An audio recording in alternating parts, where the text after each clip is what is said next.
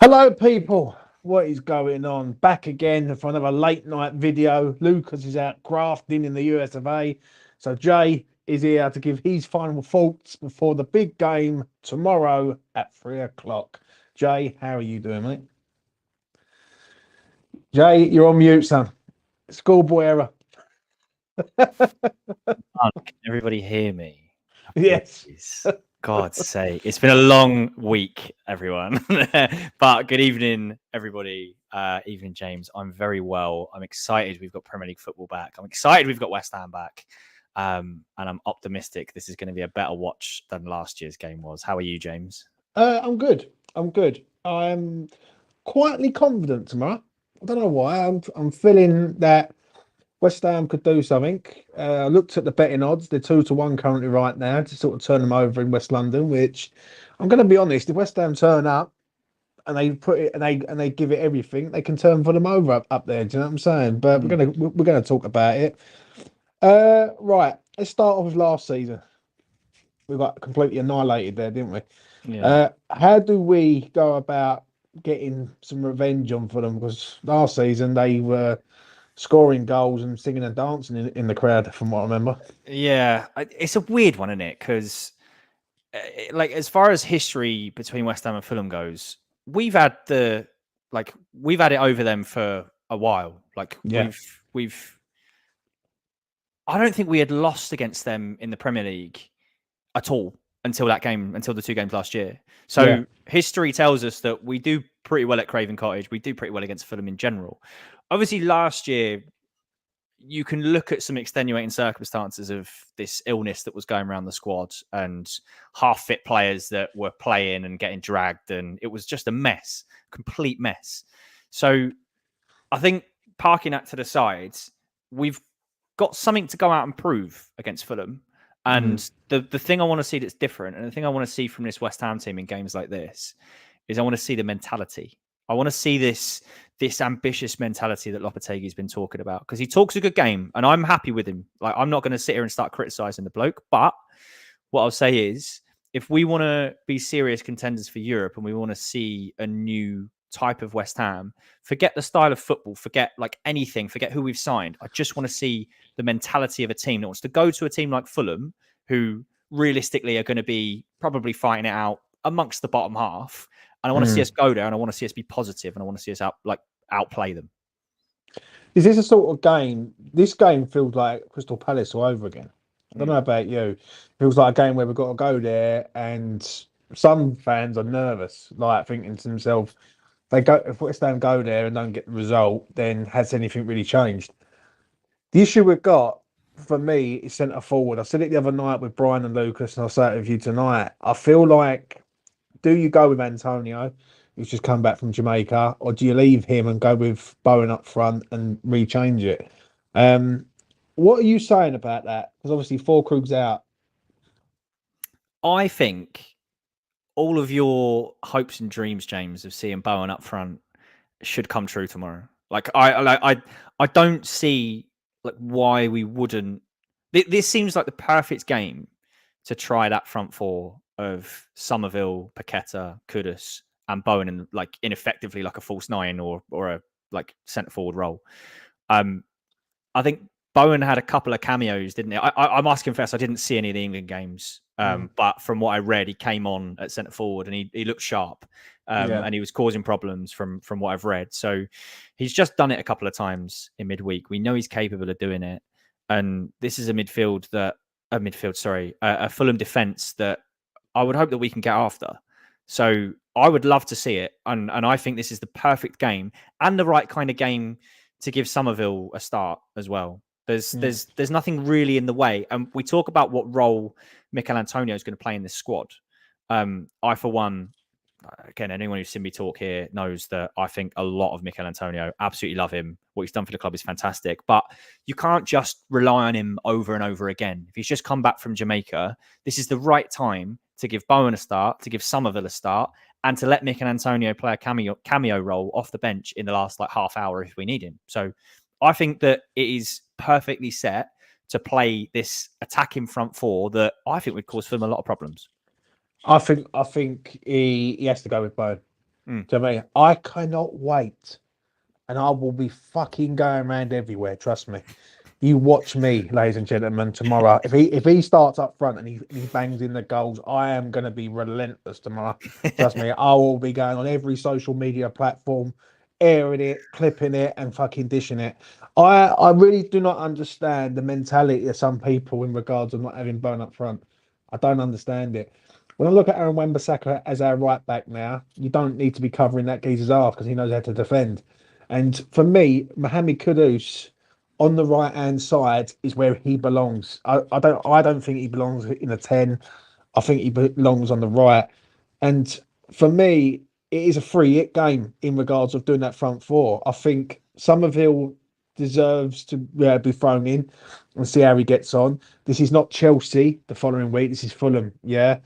And I want West Ham to go for it. I agree with you what you said just a minute ago about Lopetegui. He has got to go for this game and go to town on Fulham. I expect West Ham to turn up and really do a job on Fulham to a point because they completely smashed us to bits last year. 5-0 at their gaff, 2-0 at our gaff, and both performances was embarrassing to a point.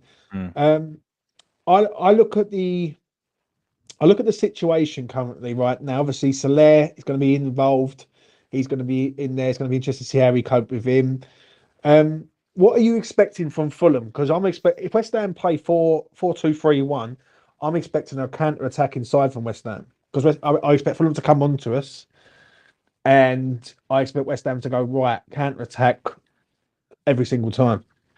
I can see the kind of pattern of play, the kind of pattern of the first half that let's park the City game to the side because we know that's an anomaly, and you can't really analyze much about playing against Manchester City. They're crazily good, but I expect the kind of pattern that we saw in both the Villa and the Crystal Palace game, which is the first 30 minutes will be frantic because Fulham will see this as a game where it's a London derby.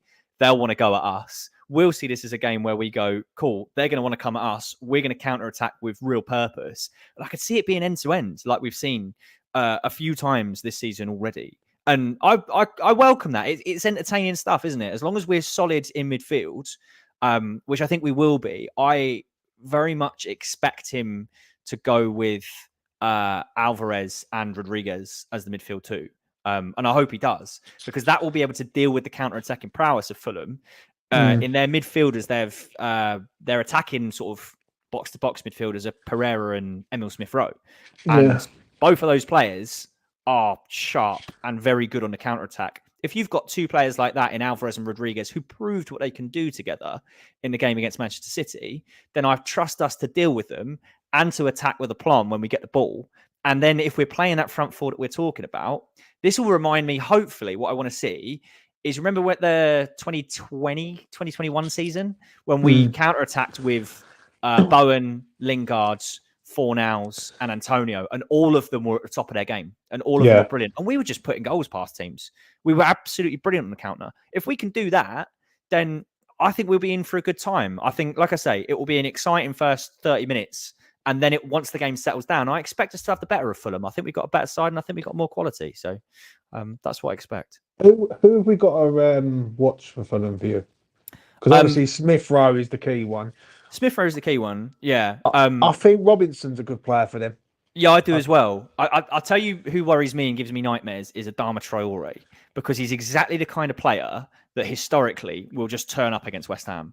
And he looked good last week. I think did he score the goal against Ipswich? I think he did. And you could see positionally that he's been working on stuff with Marco Silva. You could see that he was a different player. He's very Mikel Antonio-esque, isn't he? He's big, he's powerful. He's not got a lot of finesse. But at the same time, if you put him in the right place, he'll cause teams problems. So we're going to need to rely on, I think, Max Kilman a lot at left centre-back when Traore's cutting in from the right-hand side and making runs in between the fullback and the centre-back. Kilman's got a lot of work to do there. And I trust him to be able to do it, but he's got to be switched with on. Emerson. Yeah, especially with this is what. Emerson. That's why I'm saying I'm relying on Kilman here, Yeah. because I think Emerson's going to have a tough time against Traore. So Kilman's going to be the guy that gets him out of jail. So don't sleep on Adama Traore, is what I'd say. See, I'm not being funny. That's why I would have Somerville there to back him up. Both pace merchants, both can sort of get back and defend to a point on that side. Mm. I like Robinson. I have done. I think he's a decent player for them. Their midfield's very attacking, though, isn't it? Like Smith Rowe, Pereira. You got is it Lukic? I think Yeah. he's in there. Like, Yeah. and if they're all sort of eights, really, rather than sort of any sort of all rounders. I think when you look at their midfield and our midfield should piss all over them. Like Mm. Alvarez, Paqueta, and if you say Soler or Rodriguez or Soucek, any of them, whoever's the third man's going to be interesting, because I think we all know that it's going to be Alvarez and Paqueta, but who's going to be the other one in there with him? Mm. I think the midfield battle is where it will be won. If I'm being honest, I think West Ham have the better midfield. Like, I think Fulham have got the faster players in wide areas, especially Robinson and Traore. Like, both of them are just rapid. Mm. But I think if you play deep and then like you allow them to come onto you, I don't think they're as good as if you sort of big, expansive, and then they can just play balls over the top and behind you. Do you know what I'm saying? Yeah. What are you saying about their manager? I mean, he's done a Silva. fantastic job there. A little side story is my stepmom is a Fulham fan, and she named her dog after Marco Silva. So that tells you how much of a good job he's been doing at Fulham. So I think he's done a fantastic job there, and he's a weird one, isn't he? I think he went from Watford to Everton, and Yeah. he had a horrendous time at Everton. Obviously, that is a really difficult club to be the manager of. So you can't knock him for having a tough time there. But he's done a great job at Fulham. Fulham have traditionally been a yo-yo club. They come up. If they stay up beyond one season, they're delighted. And they rarely stay up for a second season. So for Fulham to come up and have built a team that they've built, is this their third season in the Premier League now? Maybe 3 or 4. So they've done really well. And he's done a great job there. So, yeah, fair play to him. And he's organised that side really, really well. I'm surprised that he's still there, considering he was looking to get out the door last season. I'll be honest. I think he's done a good job there. I think where Fulham are, they are that 12th place side. Right? You know what I mean? They're not that good to get into the top half. Yeah. But they're not that bad that they're going to drop into the bottom 5. Yeah. I think their striker is very good. I think Silva has signed very well. He always signs like really decent players. Obviously, they signed the Burnley lad who we was after, named Sander Berger. Sander Berger, yeah. So he's another one who's going to be in and around their ranks also. So, do you know what? I like Fulham as a club. It's a nice place to go to watch a game of football. But last season, they literally laughing at us on social media everywhere, like dancing and taking the piss out of us, saying, "Have we won the conference?" And we're owning them 5-0. Now, let's go on to sort of team selection, Jay. Yeah, because this is where it's going to be interesting now. There is no Fulkrug, at all. He's out. What do you do with? Like, I'm going to work. What we're going to do? We're going to work from the striker back to the goalkeeper. So, who's the striker for West Ham come Saturday? It's Jarrod Bowen. It has to be. For me, if it's me, I'm going to talk as if it's me picking a team, right? Yeah. And I picked Jarrod Bowen. You look at their centre backs. You've got the lad Joachim Andersen they signed from Crystal Palace, who's a decent player, but he'll be partnered alongside either probably Calvin Bassey or Issa Diop. I don't know who's fit and who will start out of those two, but I expect Bowen's pace to be too much for any of those players. I think Anderson will be tidy, but whoever's the second centre back, I think will have a really tough time dealing with Jarrod Bowen. If you start Mikel Antonio, I remember Joachim Andersen absolutely pocketing Erling Haaland at Selhurst Park last year. He was absolutely fantastic against him. And he did the same to Darwin Nunez as well. And he absolutely pocketed him and wound him up, maybe last season, maybe the season before, wound him up to the point where he got a red card in one of the games. So he's no mug and he knows what he's doing. So you can't try and play him at the physical game because I think he'll deal with you. If you try and play him with pace and with a tricky player who wants to get him behind, I think that's how you'll unlock that defence, especially when we expect Fulham to be expansive. We expect Fulham to try and come onto us. Be solid at the back, play the two sort of more defensive-minded midfielders, and then hit him on the counter. So for me, you have to start Jarrod Bowen up front. I agree. I agree. If I see Mikel Antonio in this team or shouts of Danny Ings, trust me, mate, you don't want to be on the afterthought at fucking 5 o'clock if we don't get the result. I'll be real. Listen, Danny Ings is not the guy. He's just not the guy. He's the backup merchant above a winning backup merchant. Jarrod Bowen is the one. He played 10 minutes the other night. He played 10 minutes against Ireland. He's the guy that you can rely on. And if it isn't going right and the team has to be changed, you can just rotate him around. You can put him on the right, Mo on the left, and bring Antonio on. You've got so many options there. So I agree with you, Jarrod Bowen on the centre forward role. We'll go right wing. It's got to be Mo. Yeah, I think that picks itself. Left wing. It's got. What you're saying for left wing? Yeah, I think Somerville, mate. I think this is the right time to bring Somerville in. And if they do, here's the thing, right? You're going to probably have Adama Traore and Iwobi probably as the wingers. I would imagine for Fulham. Now, neither of those two are going to be particularly busy in covering their fullback, and neither of those two are particularly strong when it comes to defending. Both good players, but I don't think either of them are going to be providing a huge amount of cover for those fullbacks. We know that those two wingers in Kudus and Somerville will have a great time if they start isolating a fullback and getting to run at them and getting to try and find those half spaces. We've seen glimpses from Somerville of what he's capable of. We've seen some of his passes in the Bournemouth game. I know he was a bit quiet in that game, but he showed me glimpses of quality. When he came on against City the other day, he wanted to get on the ball. He had 5 minutes. He had a pop-up goal and he got tipped onto the post. So he's shown us that he's capable of playing at this level. This is the kind of game where you chuck him in and you go, right, this is your chance. If it doesn't work, that's when at half time, we know Lopetegui's not scared to change things. So if it doesn't work and you need to switch things up, you can either throw Paqueta on the left. You could even bring Mikel Antonio on. I know you're going to hate this, but you could put Kudus back on the left and put Bowen back on the right and go with what's been working. So I think it leaves us more flexible, is what I would say. I could accept that. If that's 20 minutes to go, I can accept it. Mo on the left. What I can't accept is for 70 minutes him being on the left. Do you know what I'm saying? Yeah.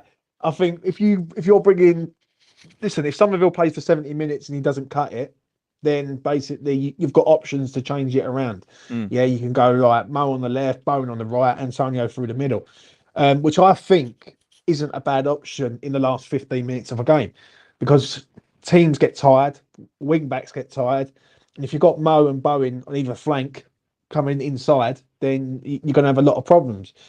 I think Crescencio Somerville needs to be given an opportunity. Yeah, I don't see, Jay, where he's going to get an opportunity at the minute. Right, but I think this is the one. This is the moment where he's going to get his opportunity. Do you give this geezer an opportunity against Chelsea next week? I don't think so. I think that's a different ball game altogether. And then, or do you give this geezer an opportunity at Liverpool away in the League Cup? I think you've got to give the lad confidence to say, right, this is your moment now. Right, show us what you can do. And I believe in Crescencio Somerville. I really do. I'm happy with the signing. We've been crying out for a left-sided attacker. Play a left-sided attacker in a left wing position. It will be very, very nice. We go three in midfield. Alvarez, we would probably say yes. Lucas Paqueta is going to have to turn up in this game because we're going to need him. What are you saying about Lucas Paqueta, mate?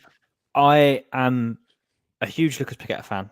Absolutely love the bloke. I think he represents everything that I want to see in a West Ham player. He's somebody who wants to get on the ball. He's somebody who, when he's not having a great game, he still wants the ball. He doesn't hide from it. He still tries to get involved and he still tries to make things happen.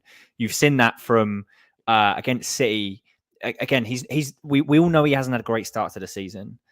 This is the kind of game where I want to see him get on the ball and I want to see him dictate the game. And I want to see him grab this game by the scruff of the neck and remind us that even though we've just signed another player in his position, he's the number one choice for it. What I was saying against City, the thing that, again, he didn't have a great game, but what I liked was towards the end of the game, I think there was a free kick that we got and he chucked it down and went quick and it didn't work. He tried to pass it to Soucek, which is a difficult task at the best of times. But he was still trying to think. He was still trying to find different ways of trying to break down the City defence. And he was fuming when Soucek didn't get on the end of it. He's got the passion that Lopetegui's going to want. So I agree with you. He needs to put in a performance tomorrow. But I've said before, the team talk that Lopetegui needs to give him is, we've got someone else now. So you need to now prove it. You're not just at the first name on a team sheet, like perhaps you were once upon a time, but you need to come out and you need to prove it. So this is his game for me. Big game for Lucas Paqueta tomorrow. It really is. Like, he got booked the other day for Brazil. I watched a little bit of the game. He wasn't all that, if I'm being honest. Right. I think the time is now for him to perform. I wouldn't even be opposed to even putting him on the bench, right, and having Soler start. If Soler's fit and ready to go, and he's got match sharpness, bringing him in, yeah, because obviously Lucas Paqueta has travelled back from international. Do you really want to risk him in a game when we've got bigger fish to fry in a few weeks' time? That's either here or there. So, but if he does start, which I believe he will start anyway, he's going to have to turn up.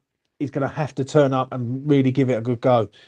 Right, so we've got Alvarez, Paqueta. Who's the third midfielder for you? Because you've got a choice. You've got Soler, Rodriguez, Soucek. I think for me, when you consider those three players, I think it's probably too soon for Carlos Soler for me. I don't know enough about the bloke. Like, all I've seen of him, I've said before, I saw some handsome Spanish bloke holding up the West Ham shirt. I've seen him do a couple of jogs in behind the scenes training video.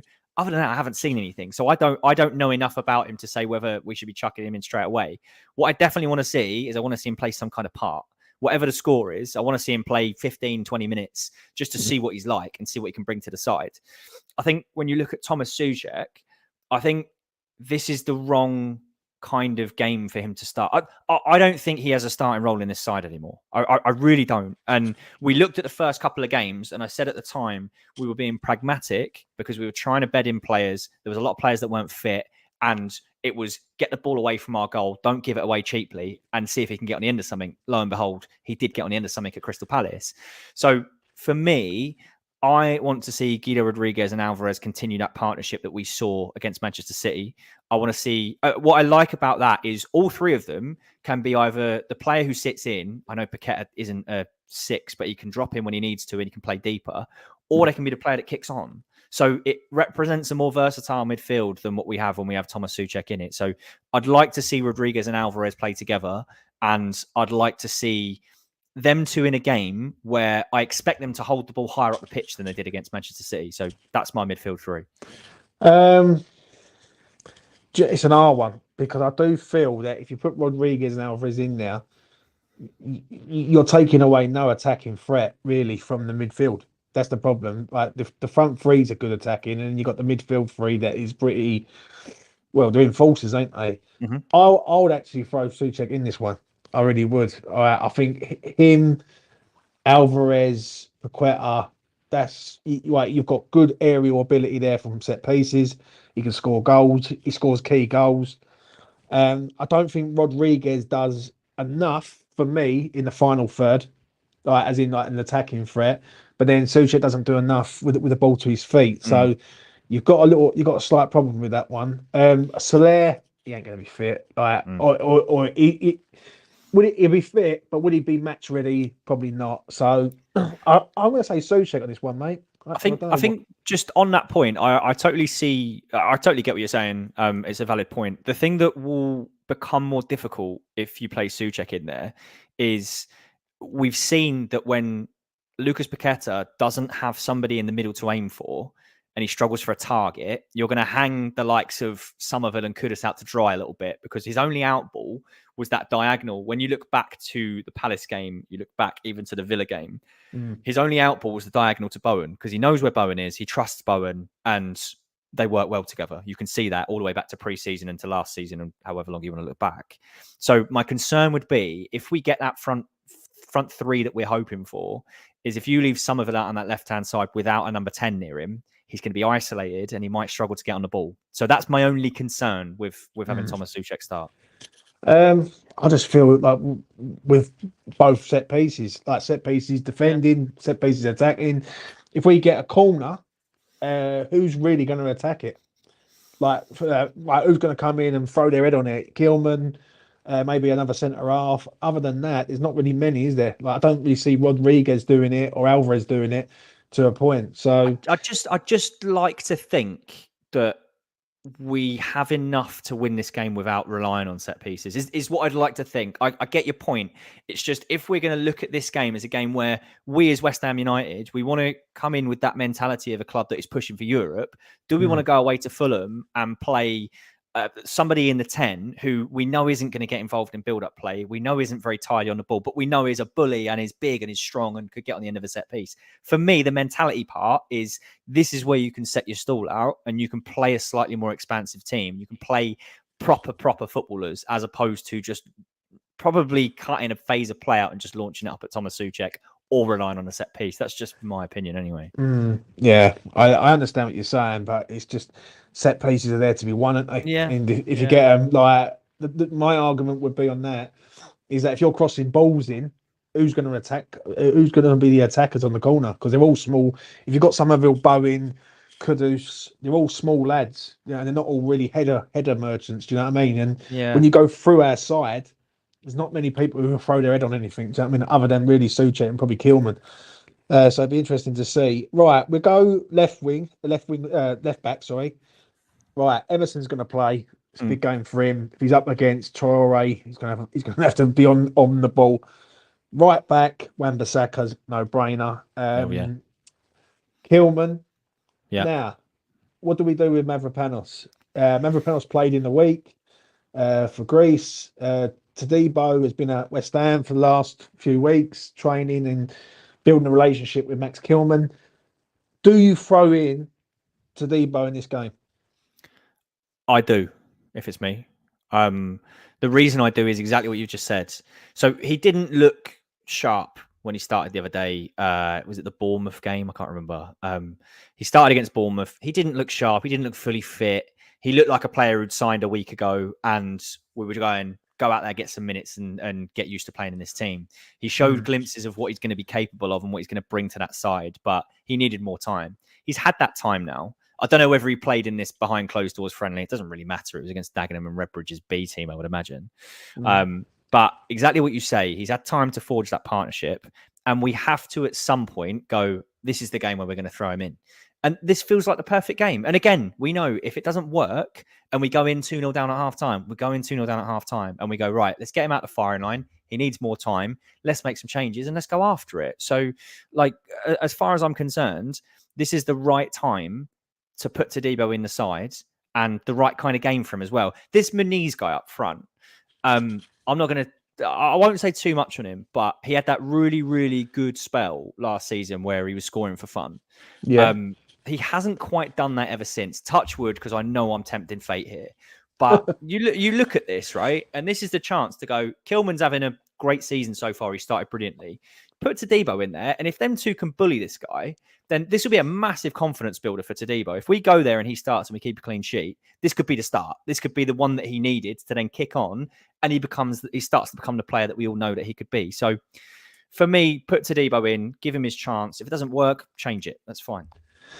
I agree because I look at it like this, Jay. Yeah, where else do you put Tadibo in? You can't really put him in against Chelsea at home, really. Not with their. If you're going to start him in a game where you need to build his confidence, this is the one, because Chelsea, that's a tough game right next week. Then you got Liverpool, and then you got Brentford away where we don't win. So you got. I think the time is now for him. I think you've got this kid in. He's highly rated. He's had a few weeks to train with Max Kilman and work on patterns of play and like communication and building up a bond with your partner. I think you throw him in this time, and I think you let Mavropanos take a seat on this game. Now, it's a big game for Tadibo. I'm going to be real. If he doesn't perform on this game, then people will be looking at and thinking, well, what the fuck have we got here? Sort of thing. Like, because the Bournemouth one, he was poor. He played 45 minutes. He was well off it.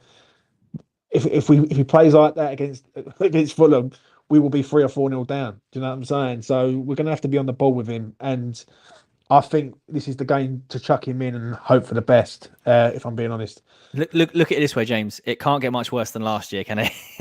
So that's going to get clipped. I guarantee we'll be 4-0 down at half time. That's going to get clipped.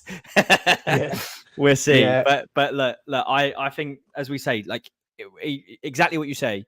He struggled against Bournemouth. This is your chance. For me, if we're going to try and bed a player like that in, who's going to have to get used to the Premier League, this is your chance. If it doesn't work, take him back out the firing line. Maybe give him a start at Anfield in the Cup, because look, we ain't going to win that game. So it would be another good learning experience for him. Again, you can take him back out the firing line and you can just gradually start building him back in. So it feels like the right time. If it doesn't work, then we go back to the drawing board and we start again. So, let's wait and see. If Diop outperforms Saliba, I'll pour lemon juice in my eyes. Shout out to Jazza. Obviously, the goalkeeper picks himself, Alphonse Areola. Before we come to the end, Jay, what must West Ham do in this game in order to get the right result? Like, do they attack Fulham from the front and go, right, we're going to have to go at this team straight away, or is it the patience game of West Ham? I think it depends on the lineup that we see, but if we ended up seeing that three that we said at the start, Soucek, Andres Pereira, and Emil Smith-Rowe, if we see that three as your midfield three, I don't think we need to come out and press them too hard, because there'll be three players that want to be on the ball and that want to try and bot the ball past you. And Fulham are pretty good at that. So in that respect, I would say then, if we've got the likes of Rodriguez and Alvarez, sit a little bit deeper, wait for them to come onto you, and then you ping it forward and you counter-attack them. And once you've shown them that we're dangerous on the counter, they'll drop back a little bit. They'll be less expansive and they'll be a little bit more wary. So for me, go into the game, be solid in the first 15. Don't give them any clear-cut chances. Show them what we're capable of on the counter-attack, and then the game will open up. So I think that's how I'd like to see us approach it. And I think if we do, if you want a score prediction, I think we put some goals past them, and I think we win the game 3-1. My prediction. My heart is saying that we're going to turn up and we're going to do this team. I don't know why. I've got a feeling West Ham are going to turn up and really go to town. I think they know last season really damaged a lot of people. And I think there's a lot of people in the camp still there who are getting over that. This is a different West Ham, though. Yeah, and I need to see West Ham go at this team and put them to the sword. Yeah, because we have got a good side. We are a better side than Fulham, and we've got better players than Fulham. As simple as that. But I don't know. Like, my heart's saying West Ham, but my head is saying the draw. Like, thanks to Anthony James, like, we are always iffy against this side.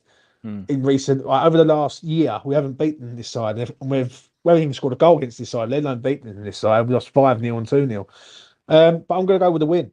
I'm going to say 3-2. I don't know why. I think there's goals in this game. I think we can see goals.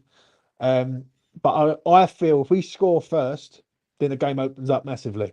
I think if West Ham come out, contain, hit on the break, West Ham win this game. If I see Mikel Antonio playing, then it's a different story altogether. And there's no disrespect to him, but how can you have a man who's just come back from Jamaica and then he's starting it in West London when you've got players who's been there for the last 2 weeks, fit, firing, raring to go, and they're fresh? Yeah, maybe that will be on Lopetegui. Who are your goal scorers in your predictions, boys? Joe, I'll let you go first. What are you saying? Bowen, Kudus, and Max Kilman from a corner. I am going to say that if Mo plays on the right, he scores one. And I'm saying it right now. Fucking clip me, ladies and gentlemen. If Bowen's up front, he will score the winner. I'm telling you, right? Because I believe in him up front. I really do. I say it with chest. I say it with heart. I think he's the perfect guy for West Ham in regards of balls over the top, down the side for him to run onto, him in a one-on-one situation. Yeah. And do you know what? If Crescencio Summerfield plays tomorrow, I want him to have a good game and all. Because I think people are looking at him as the next Ben Rama. I think he's fucking not the next Ben Rama. He's far from it. Do you know what I'm saying? I agree with what Jazza says there. And Anton Robinson pushes forward so much because this will have so much space on the counter. See, I agree on that, mate. I really do. Jay, any final words before we go? Very happy to see Ollie Scholes getting a new contract. Last thing I'll kind of say, he's one for the future. I think next season you'll see him involved in the squad a lot. So delighted that Super Marky Noble's doing his job behind the scenes. So very happy with that. Otherwise, delighted that West Ham are back tomorrow. I'm positive that we're going to get a good result, and I'm positive we're going to get a good performance as well. So come on, the boys. Colin says 5-1, boys. My prediction. If that happens, Carl, we're having a party. Do you know Bold. Do you know what I mean? It definitely is. Right, that is me and Jay done on this preview. Tomorrow, 5 o'clock. I'm gonna be so busy tomorrow night. It's unreal. Yeah, because I'm going away on Sunday and I can't wait. 5 o'clock after fault. Then from 6 till about 9, I'm doing fan cam reviews. So anyone who wants to come on, DM me on Twitter. Get you on for 10 minutes, pre-recorded. Have your say on the game. Let me know what you think. Then player ratings will be in the evening about not 9:30. So if you're about then tomorrow night, stick with E20 and we'll go far. Also, shout out to was it Ironworks Alliance? They put something out the other day to sort of mention the channel, which I really do appreciate. And they're fundraising. Lucas shouted it out the other day. They're trying to get a load of like fundraising stuff together for West Ham inside the London Stadium. Every little help. So go over there, drop them a quid or two and help them out. Do you know what I'm saying? 'Cause they need all the help they can get. They're trying to get some stuff for the Manchester United game, I believe it is. I'm not fully up to speed with it all. That's Lucas's thing, but I will shout them out because they're claret and blue like me and you, mate. So, you know, it is I what was it going to is. quickly say on that, I see where they sit in the stadium. I think they're to the side of the Bobby Moore lower. Yeah. And you always see them trying to start songs and trying to build some atmosphere in the ground. And it does make a difference. When they're singing, it spreads to the Bobby Moore lower. And I sit the other side to them and I hear it and it does make a difference. So they're doing God's work. So yeah, be sure to give a few quid to them because they're doing great stuff. Yeah, good man. Good man. Right. That is us done. Ladies and gentlemen, we are done, and I will see you again tomorrow. Hype.